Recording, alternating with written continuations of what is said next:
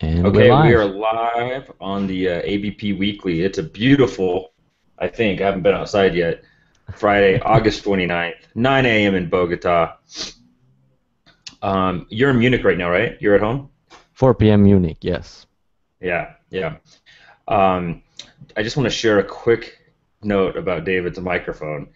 David has this cool microphone with an arm, and you can see it on the video right now. And he usually has what's it called, a pop filter, that thing Yeah. that goes in front. Okay, so I don't have that. I have this thing, which is like a podcasting standard, this microphone. And but the reason why David has that microphone is because his younger brother likes to rap and record his raps. So I just thought that was funny. As David's messing with the microphone, he's always saying, "Oh, my brother was using this today or yesterday or Yeah, whatever." that's So right. yeah, podcast. That microphone is getting a lot of use. Nice podcast and these ABP weeklies, and then you got a German rapper. Yeah. So, I what actually style does he rap in? I have no idea, to be honest. Okay. I just hear the music sometimes, but Yeah. yeah, it's more of a hobby. Like not really serious, but I should get like a dedicated podcast microphone, I think. I no. See, you took this in a different direction. I think we should use one of his raps as our intro music on one of the episodes. That's what I think. Now Yeah. that the audience knows what's going on in our world. Um, Dude, another good week. This was kind of like David week, right? Wasn't this the week that just aired was David week? Yeah, yeah. And Yeah, just a lot of people are starting to respond to these episodes. yeah, yeah. And so, which one of the three of the week was your favorite? Would you say? I would say the hybrid mobile apps was cool to just voice that what I was Yeah, thinking for a long time, but yeah. I think maybe the nicest conversation was the productivity episode. Yeah. Man, this came out yesterday because we recorded a couple yesterday, and I'm like, oh, that one wasn't very good, and Dave's like, oh, that one was great, and then the next one we recorded, we had the exact opposite. So I think productivity was my least favorite, and I think I thought the hybrid mobile apps was my favorite too, just because you kind of like draw a line in the sand and say, this is what I think, and you're open-minded and stuff, but it's definitely more controversial, so it's an interesting thing to talk about, like especially publicly, like letting the world know what you think. And then I really like the onboarding one. I really thought that that was something that doesn't get enough focus and attention in our efforts. And it's one of the first things you recognize when you implement analytics and custom events, and you recognize, oh, I have a leak right at the beginning, and and that's almost what it's like when you first start using analytics, is like plugging leaks. But yeah, either way, I thought this week, I guess, was a good week of episodes. So I hope we can keep this strong trend going. And I think the audience, we had some good dialogue on the hybrid mobile app comments and in the Facebook group. So um, yeah, hopefully we can keep it going strong because I thought that was good. We got some people online too here. We have some people watching live. Yeah, Oh, nice. Yeah, let's say hello to it feels everybody. it feels like it's been longer than a week. We did this last week too, right? Yeah, I think Yeah. they're just doing a lot. Yeah. Okay, so then this week, let's see what we recorded. Gosh, man, honestly, it's like, was that? When did we record that? Yesterday? Gosh, it does. I can't even remember what we did. Uh, So oh, I know. Monday. Monday we have a really good, what I thought was a really good interview and conversation with Gab Moncheret. So that's coming Monday, right? yes, that was great. I mean, Gab's just a really good podcast guest. He just keeps talking, but not like someone who just keeps talking without any content. He just has so much to share, and especially on this topic of ASO in general, but especially on the upcoming iOS 8 release. I think there was so much great stuff in there. I loved it. It was a really good interview. Yeah, I agree. I like his kind of no BS style. Like, after so many years in corporate, you get so many polished isn't the right word, almost like conservative, like they have to say the right things the right way in the right order with the right acronyms and all this stuff, and you just lose so much of the meat.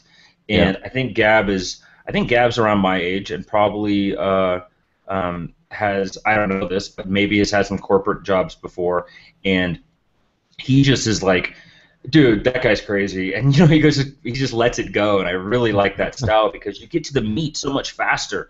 Like, Yeah. don't give me all this polished stuff, just tell me. And yeah, I think he's kind of becoming like a friend of the show, where it's like, hey, next time we have ASO question, let's get him on, and it's almost like he could be a quarterly guest because he's just really living this stuff. And he's not just, it's just not in theory. Like, he's got a bunch of apps in the store, which, man, there's like, it's like 50% you can read and study and everything, but then 50% is learned by doing. I don't know what the breakdown is, but something like that. And he's like doing something like that, where he's like us, man. He's living it and sharing it, and just like picks something to be an expert on, and it just really vibes well with the show. Yeah, and off air, he told us that he also likes our show because he thinks it's not that polished and it comes across really genuine. And I think that's why we like the style of each other, is because we're similar in that way. So Yeah. that's why we enjoy his style and his podcast and his YouTube channel. But that's also why he's happy to be a guest, I guess. At least that's what he told us after the interview, is because it's not that polished and it's just the real deal, right? Yeah, so that's coming Monday. That should be a good one. I guess kind of like a side note, David and I decided, look, it's confusing enough with Twitter and Facebook groups and Facebook pages and comments and all this stuff, that we decided that we're just going to get rid of the commenting features on the episodes on the website. And just partly because a lot of the conversation on the episodes happens in the Facebook group, and it's just like, we don't need two places for this stuff. So if you're interested in connecting, really the main thing is, if you're interested in connecting with others and just using the podcast as like, oh, I listened to that too, and maybe that's the common thing. And I mean, you can talk about the podcast, but we're covering a ton of topics each week, and there's tons of ways to connect with other folks doing this. And so, the Facebook group's probably the best place to go for connecting. And yeah, I think what we found out is just that comments on an episode just isn't a really good way to connect and to have a conversation. That's what it is. Yeah, it's not really a bi-directional conversation, and that's what we want to have. So at least for now, we can refer people to the Facebook group until we have a better idea or a better technology. But comments doesn't seem to foster conversation, and then we don't need them at all, because it just adds to the confusion. Mm-hmm.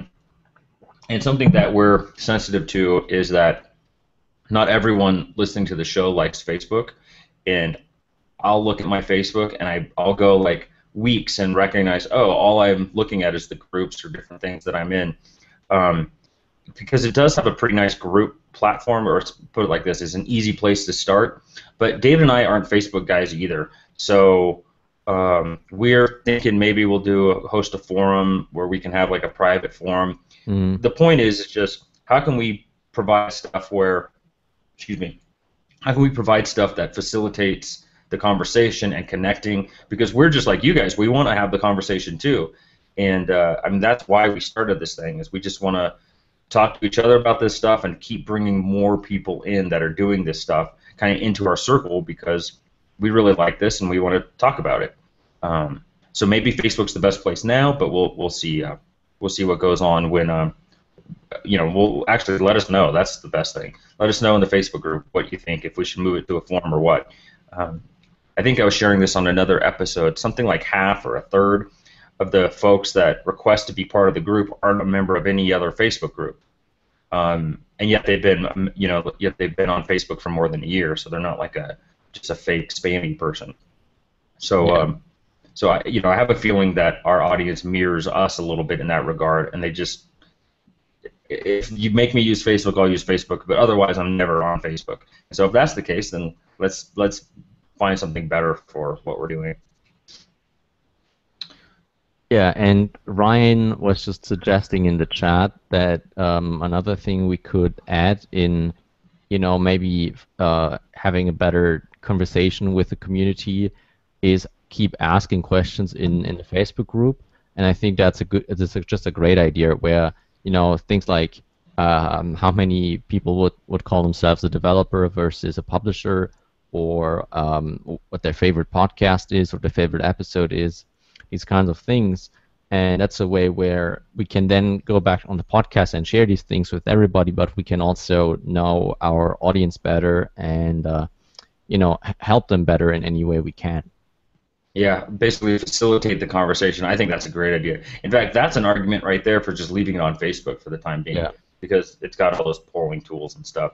So that's a great idea, Ryan. And these are the things where we've shared this before. David and I aren't internet marketers. We don't know how to do this stuff. We're not like backgrounds in running social communities or whatever that position's called. So this is all new to us, and basically we're just having fun figuring out mobile. And all this other stuff is like, okay, how do we do this? How do we do that? Even the newsletter is like, okay, am I doing the newsletter right? I don't know. So, yeah, I think this is a great idea. Just to reiterate, Ryan saying, prompt the conversation in Facebook a lot more, so help people, share stuff and connect. So I think that's a great idea. Okay, what else do we have coming up? Well, I'm looking at what we talked about yesterday, that we recorded yesterday for next week. So we have Gab Monday, and then we have, did you move them from the list here? No, we have Listen Aggressively and Thank you. Nomad CLI. Yeah. So yeah, okay, Listen Aggressively is like a kind of a business conversation, but less like pure business and more of like business mental framework type of stuff, right? How to sell better. Isn't that how you'd position that? Yeah. Maybe it's like the intersection between business, your right mindset, and just selling in general. And it was kind of all of that, but with just the focus on this one idea, which is if you keep listening, if you're a better listener, then you can get more out of your business relationships, and how you can do that. So just to give you an example, right after we were done, or maybe it was after the second one, I'm like, oh, that one wasn't very good, and David's like, oh, I love that one. So I'm be curious what the audience thinks of the what is it called? Active listening, listening aggressively. Listen aggressively, yeah. Listen aggressively, yeah. Okay, and then the next one, which was a total David issue or David episode, but I just love these episodes, was Nomad CLI, and it's basically a set of tools that allows you to optimize or automate some of the more common and more frustrating processes, mostly with Apple. Like Apple seems to have most of the frustrating processes, and so like 3 of the 5 tools were designed only for Apple, and the other 2 were like across both platforms. But things like creating provisioning profiles and app IDs and all this stuff for beta testing and distributing apps via TestFlight or Hockey Stick or whatever. Is it Hockey Stick? Hockey app. Hockey like app, yeah. Hockey app, yeah. And so that was one of the 4 things that it allows you to do. It's a total, developer conversation. But I'll tell you, sometimes when we're having these conversations, other things pop into my mind. And one of the big ones was, holy smokes, to get to this next level that we're currently kind of like working in, I would say, David, where we're not just like publishing apps and making, $10, $50 per app per day, and it all adds up at the end of the day to $5,000 or 15 or whatever the number is. We're taking on these bigger ideas, but I just don't think there's any way I would be able to do it without having a real technical or developer partner. And that episode just kind of like hammered that point home, is like, here's things to improve your operational efficiency and removing errors or eliminating mistakes, some of the manual type things that happen. And I wouldn't even know to tell some developer that I have from Odesk, even if I worked for 18 months with them for 2 years, I wouldn't be able to say, hey, I found this really cool tool called Nomad CLI, and can you start implementing it? Like, I wouldn't be able to make the SOP. And it's just like, if you get 2 founders that are both focused on operations and profitability and scale and SOPs and all that kind of stuff, you're in a good position because you got kind of both sides covered, if you will. And so it was just a reminder, like, man, maybe the path is do it on your own as a publisher, do it on your own, figure it out, get really good at it, challenge yourself, make some money so you can like recruit a really high level technical co-founder for your next level projects. That's kind of the path I took, and it seems to be working. And it wasn't like a designed path, but maybe you'll get there faster if you know you design, if you like proactively go that way. But yeah, that's kind of was my big, which wasn't at all the point of the episode, but that was kind of my big takeaway from that episode, from that Oh, conversation. that's nice. Yeah, thanks. Um, yeah, I think we covered that pretty well. Let's go to the last episode for the next week, which Okay. is oh no, that was the last week, right? We said no with CLI. Yeah, that was the last one. So yeah, the purpose of that was really just to tell you how to save time and automate your processes in iOS development workflow. Now, yeah, I think we covered the week Well, pretty well. Do we want to go yeah, into some listener questions? yeah, let me just make one quick point.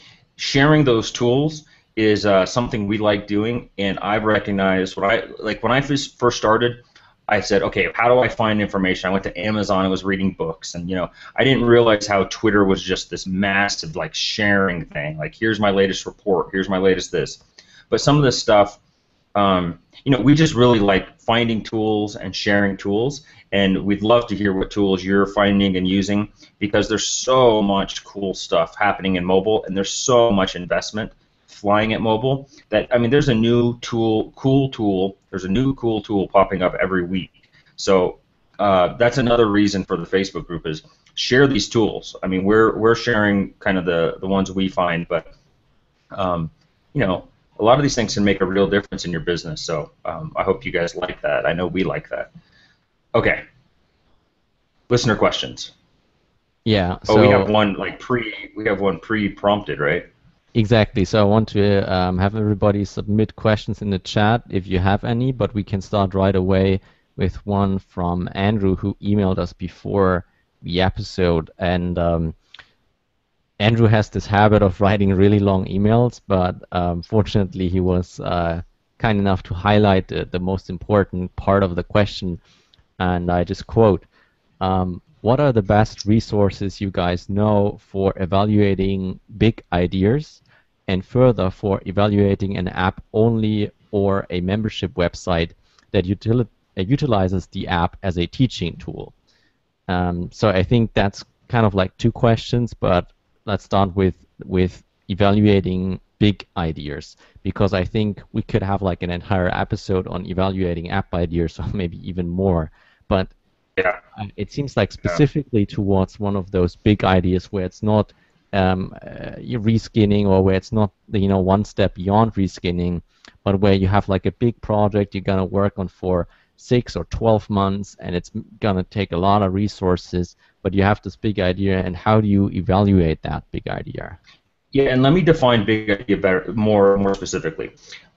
Okay, so a big idea would be you're developing the code, let's say 90% from scratch. Maybe you're using I mean, that's normal, right? Let's just call it 100%. You're developing the code. You're not reskinning it. You're not buying anything as like the base. And you're also developing a project that might have, it's not going to be you throw it in the store, it makes some money for a month, and then maybe you do some updates, and then it's not going to be one of 50 apps. It might be one of 3 apps, or it might be one app. And so you're invested for the next 2 years or more in this thing. And maybe a big idea also is something that costs more than $2,000 to $3,000 or $4,000 to develop. So maybe we define it as like a $5,000 to $10,000 coded solution, custom, that you're building your own app for yourself, and it's something that you think it's worth some marketing and like serious investment. And if that's the definition, then the question is the resource for evaluating that, if the opportunity, right? That's the question. Because resources for evaluating, like resources, I don't know. Yeah, I think it's like a really general question, but we don't have to like give the complete answer right now. But just a couple of things I would generally advise, not to Andrew's specific case, but just for everybody in the community, so everybody can benefit from this answer, is to really not underestimate what this project that is a quote unquote big idea will take, and to really not Yes. overestimate your own skills. So we keep saying you should, maybe you shouldn't start with reskinning anymore, though just to gain, some skills, maybe that's still a good idea, but definitely start very, very small. Start with a very, very uh, constrained focus, so you can start learning and start building your skills, and have a body of work before you even go into some of those bigger ideas. And sometimes that's a little bit hard to swallow, because you might just have this big idea now, and you think in 6 months someone else will have done the same, and the timing was just perfect, etc. Well, sometimes that can be the case, but in any case that I've seen so far, the idea was not the big thing. It was the execution of the idea. And if if in fact someone does execute on your idea and is first, then you have That's someone who has done the validation for you. yes. So Yeah. yeah, they might have an advantage because they're being first, but again, I don't think it's especially in this market, especially in this app market, I don't think validation from someone else's product is a bad thing. I think it's actually a good thing. And so those are the two things I would say is like, don't worry about someone else being first, and don't underestimate the skill level required to execute on some of those bigger ideas. And sometimes it's also just plain resources where you have to hire a team to do that, and you have to have Yeah. multiple people and time and all that. So I think that's what comes to mind when I see one of those questions. Yeah, I would say by far the hardest thing about evaluating opportunities in the App Store with mobile apps or any mini businesses is the technical feasibility, like especially for people who aren't developers, where you can go in and say, okay, like there's a whole kind of process I follow for evaluating ideas where it's like, okay, can this app make money? Is there an opportunity to add some features that apparently the market wants? And I do that by looking at ratings and reviews and seeing what people are saying and my own intuition and all these things, right? But it comes down to, okay, here's what I think the opportunity is. Can I execute? Which is essentially a technical feasibility question, like, because I've done this the wrong way. Face compare with friends, it was everything said go do it, go do it, go do it. We even had a face compare app that went ahead of it that did really well, and guess what got me stuck? I couldn't. I took on too much. That it wasn't technically feasible for the way I wanted to do it, and that's a real common thing for people to. In fact, when you and I talk about, hey, here's the direction I'm thinking about for Opt-in Mobile, and the first thing I say to you is this easy or hard? And I think that's a really common thing for non-developers to get stuck in, is they see the opportunity, they see it's right there, and then they underestimate the technical or the coding challenge with solving that problem in mobile. So that So that's yeah, so let's say you have the experience, and the big idea is really just the next step from what you previously worked on. Then the question is it really a big idea, and should you ever work on those big ideas if they feel like big ideas? Because if they feel like right. big ideas to you, they Yeah, that's might a be good point. too big to take on, right? But let's say Yeah. they are objectively a big idea, but subjectively, to you, it's just the next step from what you've already been working on. Well, if that's the case, then we talk about validation more than just thinking, can I actually do this? And for the market validation, if there is no competition, or even if there is, I think the best way to validate your idea is to take money from someone. And you did this with Opt-in Mobile. You just pre-sold it. You just pre-sold a beta product. Um, Mhm. And I this is sold an one way. idea. Yeah. Yeah, this is one that you can do. And the other one is, of course, the more formalized crowdfunding, where for some niches that might be, more suitable if you go to um, more to consumers, it might be more suitable to have the project on a crowdfunding site and present it there with a nice video and these kinds of things, and to produce some content for this and the concepts and the artwork that should not require a lot of resources in proportion to what the actual project will cost to execute it, but then you'll have the funds because you get the crowdfunding. Yeah. Yeah, I really like that point. If it feels like a big idea, then maybe it's too much to take on. But it could just be something that's like $400 or $1,000 to do, like the feature or the app or whatever, and it's got a big potential market or something. So I would really do the whole MVP testing the feature. In fact, there's an outstanding book for that kind of mental framework, which is just do the feature that you think differentiates your app from the others, and just make it an MVP, like super simple.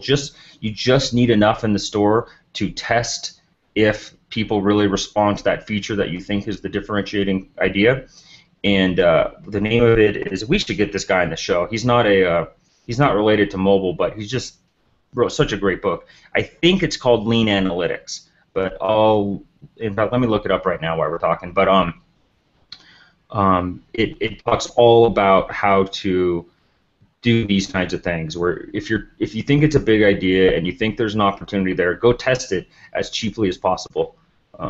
Okay, so we spent 15 minutes on that question, which I like doing because it's long of a conversation. But do we want to tackle the second part?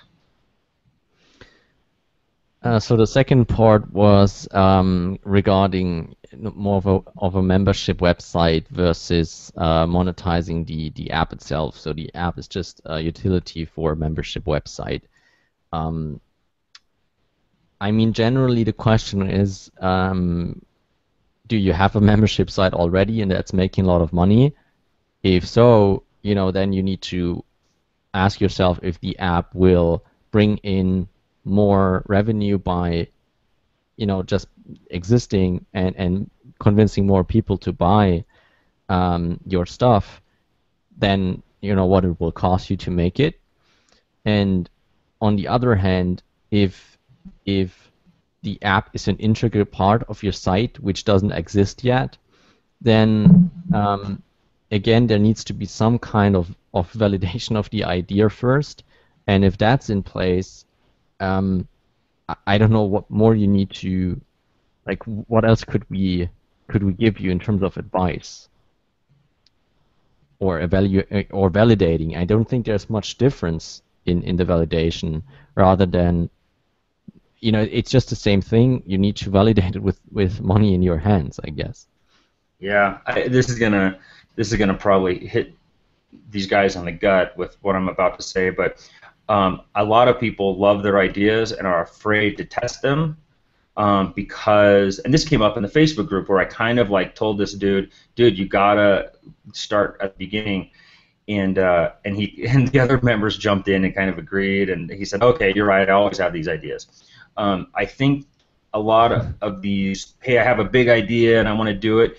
You're afraid to lose that idea, and so you're afraid to test it, and you're afraid to like get validation. And if it doesn't validate, like if no one gives you money or whatever way you use to validate and it doesn't pass, it sucks because you had this great idea, now it's not happening, and now you got to go on to your next great idea. But I would say that you're going to save thousands and thousands of dollars if you start small and test the idea and not guess what the market wants, but go and get them to give you money to prove that the market is there. A weird dynamic happens when someone gives you money. Like, they'll take it for free. The minute you ask for $1, they'll say, oh, I would give you $1 if you did this. Well, there you go. Now you got some market research, right? So, with this kind of stuff, we're reading. It's kind of, it's hard to read into all this stuff. but there's certainly models for membership websites and mobile apps as an extension of the membership website. Um, so yeah, I don't think this is that that hard of a thing to test, and it just might be one of these things that doesn't pass the test, and then it's a bummer, right? So Real quick, the book I was talking about was Running Lean: Iterate from Plan A to a Plan That Works, and it's by a guy named Ash Moria, I guess. It's $5 on Kindle right now, so it's nice. it's a longer read, longer than a 100-page ebook, but honestly, it's outstanding. It's one of the best books I've read on this hammering home starting small and how to start small and what you're testing and how to test it, and it's very like step by step. Here's what you're doing. Just outstanding, and it really applies to mobile apps, I think. Nice. So Yeah. Pierre's asking if you don't do something new, if there's already a market, and I think with an existing market he means there's competition. Do you really need to validate? And I'd say it depends on who you're targeting, because if you do target businesses or anything else than just the traditional consumer market for apps, then I would say you do have to revalidate, because there is no downside to validating. You just get money up front, which never is a downside. And also in those cases, and basically in any case, you are going to an existing market or in an existing stream of cash flow, but you still have to be different than your competition. You don't just want to be the next copycat. So there's always going to be a unique selling proposition, hopefully something that you're doing differently than the competition. And in that case, you need to validate if that is really an advantage or if it might even be a disadvantage. And the thing you are doing differently is, in fact, hurting your sales, because you want to know that you have. We say competition is good, but it's really just good for establishing the market and telling you that there's something there. But you still want to have an edge. You still want to be better than the competition in some way. And even if that just means to be different or to carve out your own niche in a niche or these kind of things. Yeah, and it sounds like deflating. Like it sounds like you're not really starting when you're validating the market. Like it sounds like, okay, let me validate and then I'll get started. But it's not really like that. It's like Opt-in Mobile started. Like we did it, and we have a version 1.0. Now, do we have tons of notes and next steps on what is version 3.0 going to look anything like version 1.0? Probably not. But it did feel like building a real app. It did feel like, we got apps in the App Store now. They're collecting emails.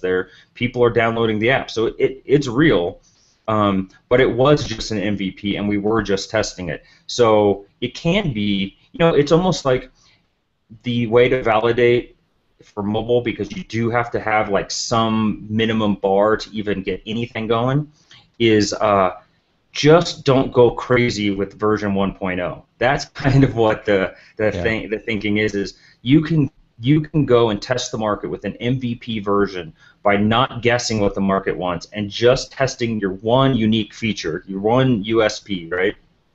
And then as you start working with users and looking at analytics and following the market and getting confidence in what you're doing, and you've executed the minimal 1.0 version, then you can start adding on.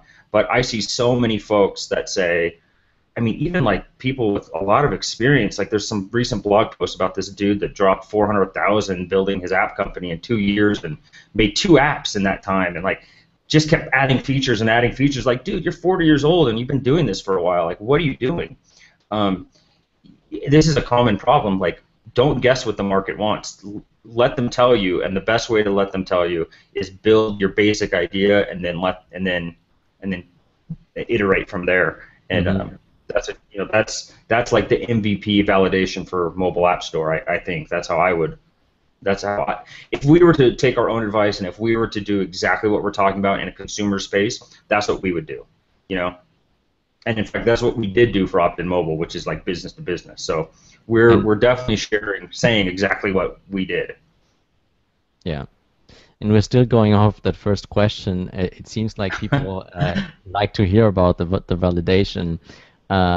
Ryan, in the meantime, said a couple of things in the chat, basically suggesting you could build a landing page and submit the app to Hacker News in the show section, or asking if we have ever used paid focus groups.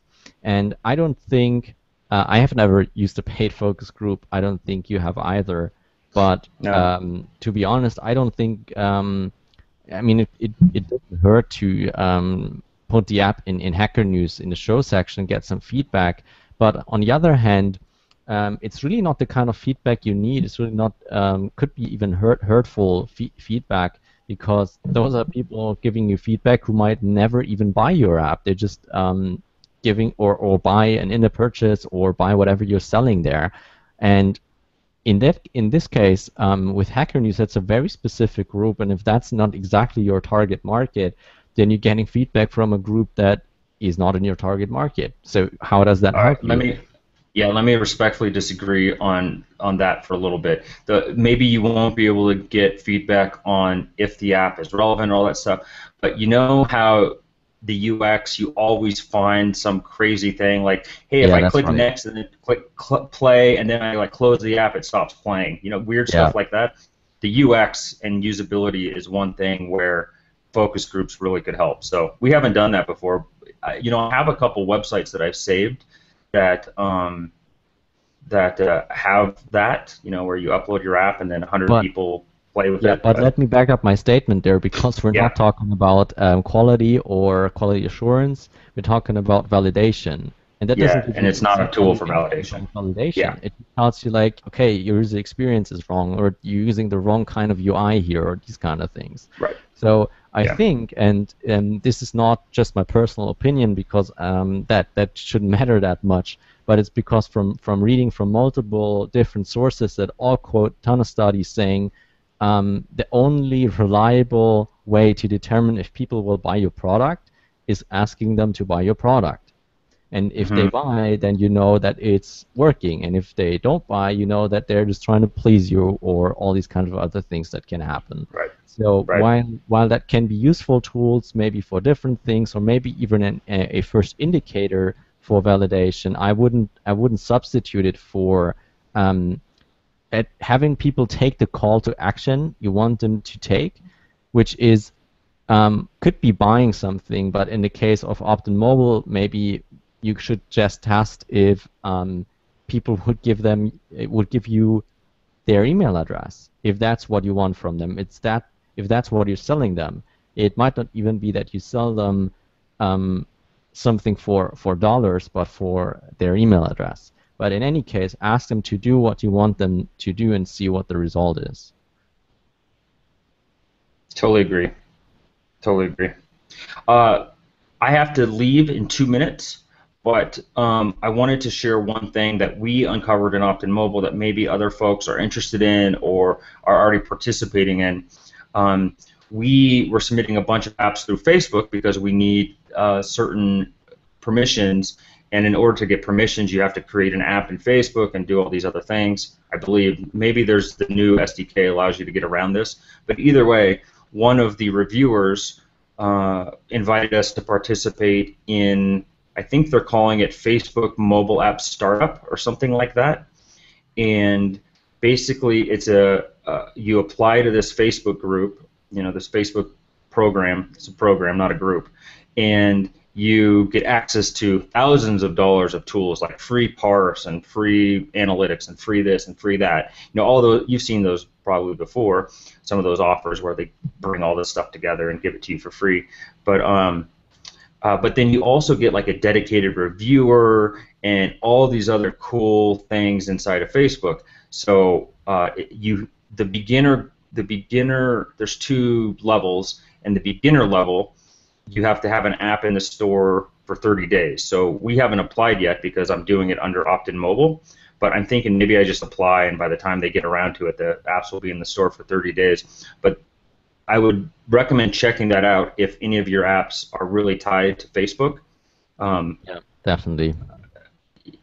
Yeah, this is, and I honestly, guys, I think Facebook is going to be the thing that takes mobile apps to the next level over the next 12, 18 months, uh, between collecting information to then market to, and then also their ad network. I mean, Hmm. between Amazon, Google, and Facebook, you have everything about what the user is doing. You don't see it. I mean, you could, but you don't see it. But your advertisers can market, hey, if you bought this lean analytics book, market this thing. You can hit the user with relevant ads from so many different directions. What you're searching, what you're interested in Facebook, and what your uh, purchasing history has been. Those three ways of hitting them, man, I think our users are about to get a lot more valuable because ads are going to be a lot more. Uh, the cost per the amount you make per impression is going to go up. So Hmm. any way you can connect to Facebook, I would say go connect to Facebook. All right. Thanks for sharing, Chris. Let's wrap this up because we have to go. I want to thank everybody in the chat room who joined us live today. Special thanks to Pierre, Ryan, and all the guys who commented in the chat. Um, yeah, thanks for sharing all the stuff and the input.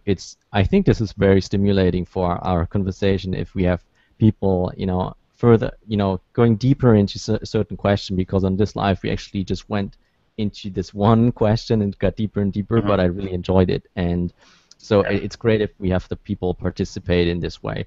Thanks everybody, and talk to you in the next episode. Yep. Thanks, guys.